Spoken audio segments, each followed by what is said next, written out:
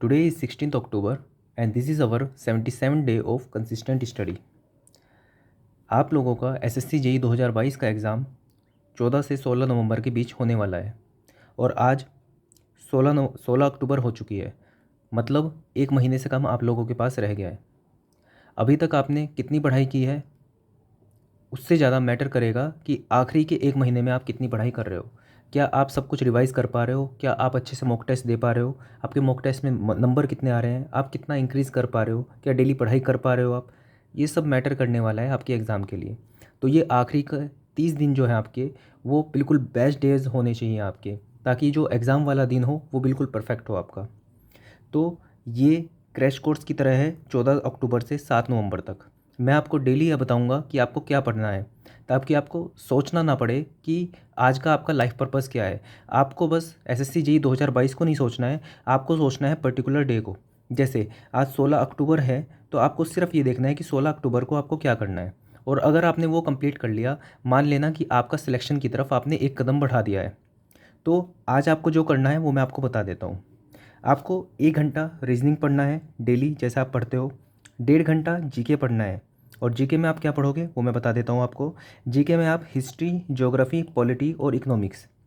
History के अंदर आप मुगल एम्पायर को रिवाइज कर लोगे। शॉर्ट नोट्स आपके बन चुके होंगे, नहीं बने होंगे तो मुगल एम्पायर के थोड़े बहुत जितने आप क्वेश्चन देख सकते हो वो देख लेना, या फिर एटलीस्ट टाइमलाइन याद रख लेना कि कौन से ईयर में कौन सा शासक आया था। ठीक है, तो बाबर से लेके आपका औरंगज़ेब तक आप सब याद कर लेना। ज्योग्राफी के बाद ज्योग्राफी में आप ड्रेनेज सिस्टम याद कर लेना, पढ़ लेना उसके क्वेश्चन जितने आप क्वेश्चन कर सको। देखो, ऐसे नहीं सोचना है कि ड्रेनेज सिस्टम इतना बड़ा है कि आप पूरा दिन भी दे दो तब भी आप कंप्लीट ना कर पाओ। तो आपको ये नहीं सोचना है, आपको बस ये देखना है कि 15 मिनट में अगर मैं 10 क्वेश्चन भी याद कर लूँ और उनको मैं शॉर्ट नोट्स पे लिख लूँ, उतना बहुत है। अगर उसमें से क्वेश्चन आ गया तो अच्छी बात है, नहीं आया तो आपका बैड लक, कोई बात नहीं, छोड़ दो उस चीज़ को। लेकिन एटलीस्ट आपने कुछ तो किया, बस ये चीज़ सोच के चलनी है आपको। आपको एक टॉपिक का मास्टर नहीं बनना है, आपको सभी टॉपिक बस टच करने हैं और उसमें से क्वेश्चन आ गया तो आपका काम बन जाएगा। बिल्कुल इस थॉट के साथ आपको चलना है। क्योंकि अगर आप ड्रेनेज सिस्टम मान लो आप 4 दिन में ख़त्म कर रहे हो, तब भी उसका क्वेश्चन नहीं आया तो क्या फ़ायदा उस चीज़ का। तो इसलिए आपको बस बेसिक बेसिक चीज़ें पढ़नी है। पहले एटलीस्ट बेसिक चीज़ें कवर करनी है, उसके बाद जाके उसकी डेप्थ में जाना। तो मुगल एम्पायर के बेसिक क्वेश्चन देख लेना। ड्रेनेज सिस्टम ज्योग्राफी में आपको करना है। पॉलिटी में आपको important article, schedules and amendments, ये आपको करना है। ये सभी काम मैं ब्लैक बुक से दे रहा हूँ, जो कि मैंने अपलोड की हुई है। आप डिस्क्रिप्शन बॉक्स, नीचे डिस्क्रिप्शन में इसी वीडियो के आपको मिल जाएगा उसका लिंक। और इकोनॉमिक्स में आपको मनी एंड बैंकिंग, ये दोनों चैप्टर करने हैं। अब देखा जाए तो इंडिविजुअली भी आप एक एक घंटा दे के, पूरा दिन दे के भी नहीं कर सकते, लेकिन आपको इस तरह से इसको एडजस्ट करना है कि 1.5 घंटे में आप ये चारों टॉपिक कर लो।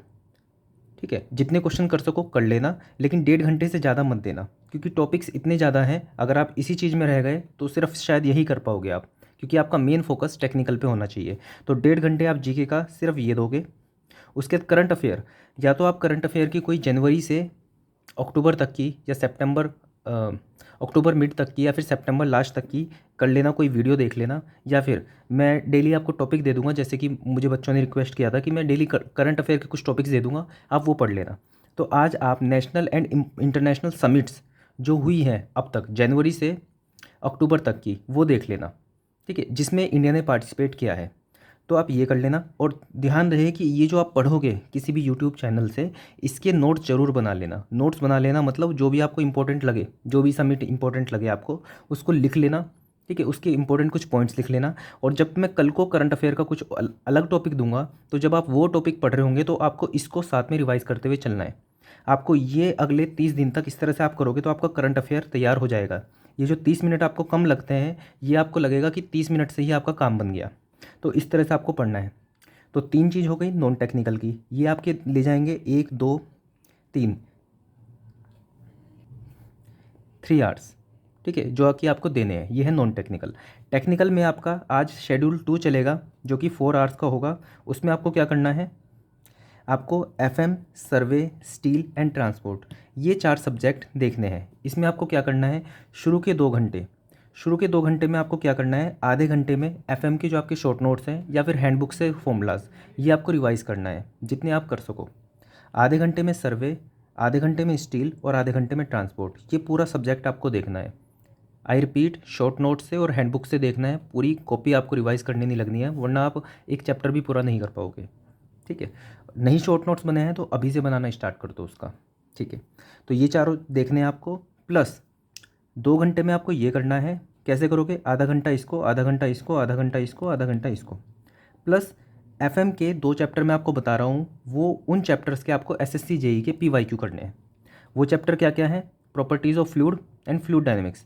15 मिनट में जितने आप क्वेश्चन कर सको प्रॉपर्टीज़ ऑफ फ्लूइड के, जो कि पहला चैप्टर है, वो कर लेना। और फ्लूइड डायनेमिक्स के 15 मिनट में जितने क्वेश्चन कर सको वो कर लेना। 15 मिनट में सिर्फ 15 क्वेश्चन कर पाओ या 10 क्वेश्चन कर पाओ तो 10 कर लेना, और साथ में उसकी थ्योरी भी देख लेना। सिमिलरली सर्वे में आपको लीनियर मेजरमेंट और लेवलिंग, इन चैप्टर्स को करना है। 15-15 मिनट इनके क्वेश्चन करने हैं। मैंने बताया कि ये मिनिमम आपको 15 मिनट देने हैं, आप आधा घंटा भी देना चाहो तो दे देना। ठीक है, 15 minute linear measurement, 15 minute levelling, और साथ में क्वेश्चन करने के साथ साथ आपको थोड़ी थ्योरी भी देखनी है इसकी। और जो क्वेश्चन आप नया आपको अभी आपने सीखा उसको शॉर्ट नोट्स में आपको ऐड कर लेना है। उसके बाद स्टील में आपको कनेक्शंस करना है और कंप्रेशन मेंबर्स करना है। और एंड लास्ट ट्रांसपोर्ट में आपको geometric design and payment design, इनके जो क्वेश्चन हैं एसएससी जेई पीवाईक्यू, वो आपको देखने हैं 15-15 मिनट में। तो ये आपका 4 घंटे का टेक्निकल हो जाएगा। 2 घंटे में आपने रिवाइज़ किया और 2 घंटे में आपने क्वेश्चन प्रैक्टिस किया, तो 4 घंटे और 3 घंटे, तो 7 घंटे आपका टोटल हो गया। लेकिन अगर आपको सिलेक्शन चाहिए तो डेली 12-12 घंटे तो आपको पढ़ना पड़ेगा।